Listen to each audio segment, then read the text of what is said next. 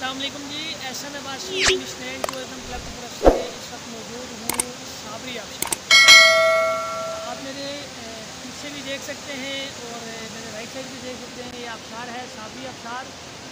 और इस तक अगर आप आना चाहते हैं तो इसका आसान तरीका ये है कि आप जब दरिया नीलम पॉइंट पर पहुँचें तो वहाँ से तकरीबन 6 से 7 किलोमीटर की ड्राइव है।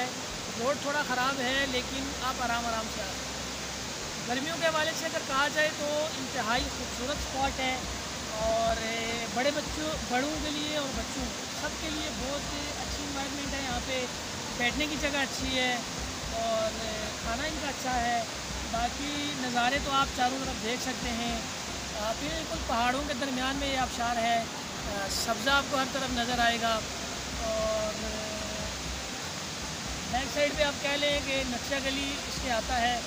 और गर्मियों में गर्मी होती है लेकिन पानी की वजह से आपको गर्मी महसूस नहीं होती और खूब इंजॉय करेंगे आप।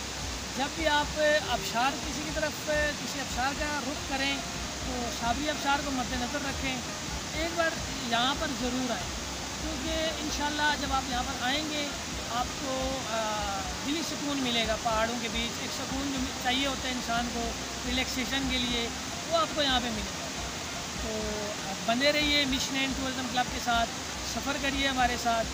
अपने सफ़र को मज़ेदार बनाने के लिए हमारे साथ रब्ता कीजिए। बहुत शुक्रिया।